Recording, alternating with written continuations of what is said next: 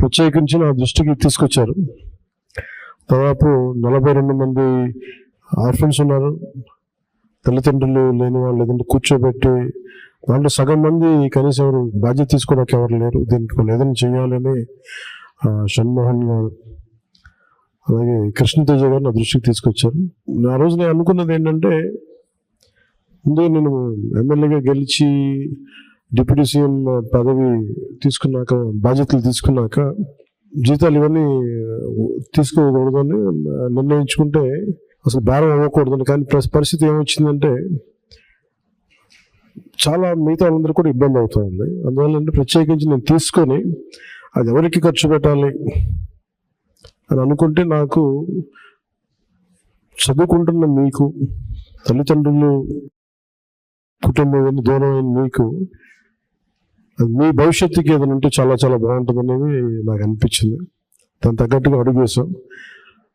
So నాకు వచ్చే జీతంలో మొత్తం ఆ డబ్బంతా ఇట్లా మీ భవిష్యత్తుకి, ఈ పదవి ఉన్నంతకాలం, ఈ ప్రభుత్వం ఉన్నంతకాలం మీరు సంపూర్ణంగా చదువుకునే వరకు నెలకి 5,000 రూపాయలు చొప్పున మీకు అందజేయడం జరుగుతూ ఉంటుంది. ముఖ్యంగా ఇది మీకు ఎంత సహాయపడుతుంది అనేది మీరే చెప్పాలి నాకు. మన ఉన్నతాధికారులు అందరూ ఆలోచించారు. దీంట్లో ఎక్కడ కూడా ఒక కులం కానీ అనే దాంట్లో అన్ని కులాలు ఉన్నారు, అందరూ ఉన్నారు. ఒకరికి నేను ఒక్క కులానికి నేను మాట్లాడాలి ఆ మనస్తత్వం కూడా లేదు నాకు. సో మనస్ఫూర్తి ఇంకోసారి మీ దృష్టికి తీసుకొస్తూ, ప్రత్యేకించి మీ అందరికీ అంటే ఇది పని చేసి సంపాదిస్తున్నాం, ఒక ప్రభుత్వం తరఫున పని చేస్తూ దాని నుంచి వచ్చిన జీతం చాలా బాధ్యతగా, నాకు మీరు ఇచ్చిన అధికారాన్ని తిరిగి తద్వారా వచ్చిన డబ్బుని తిరిగి ఏ పిఠాపురం అయితే నన్ను గెలిపించడానికి కారణం, అదే పిఠాపురం భవిష్యత్తుకి, మీరందరూ పిఠాపురం భవిష్యత్తు, ఇక్కడ ఉన్న పిల్లలందరూ, సో మీ భవిష్యత్తు కోసం నేను దీన్ని తిరిగి జీతాన్ని ఇచ్చేస్తున్నాను.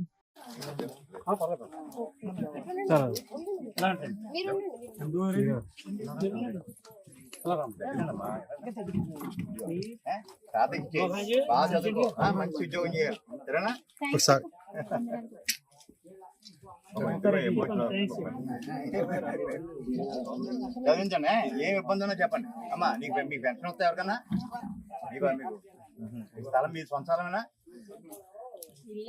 ఇల్లు గవర్నమెంట్ ఇచ్చిందా, మీరు కొనుక్కున్నదా? గవర్నమెంట్ ఇచ్చింది.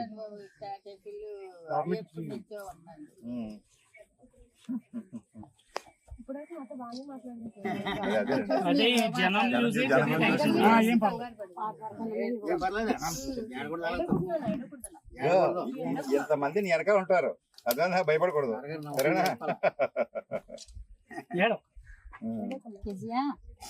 మీకు ఎంతమంది పిల్లలు? 5 అమ్మాయిలా? అబ్బాయిలు ఎక్కువ ఉంటారు. పిల్లలు ఉన్నాడండి, 2 అబ్బాయిలు ఇక్కడ ఉన్నారండి. ఒక అమ్మాయి వీళ్ళమ్మ, ఒక అమ్మాయి శిలంగలో ఉంది, శిలంపూడిలో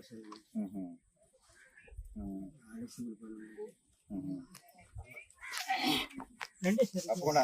కానీ ఏ ఇబ్బంది ఉన్నా చెప్పండి. అలాగే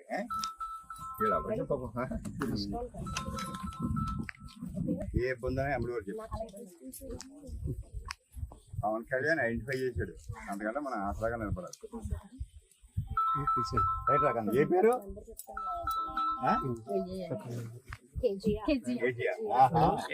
ఏ క్లాస్ చదువుతున్నావు? ఎంతమంది ఉంటారు మీ క్లాస్ లో పిల్లలు?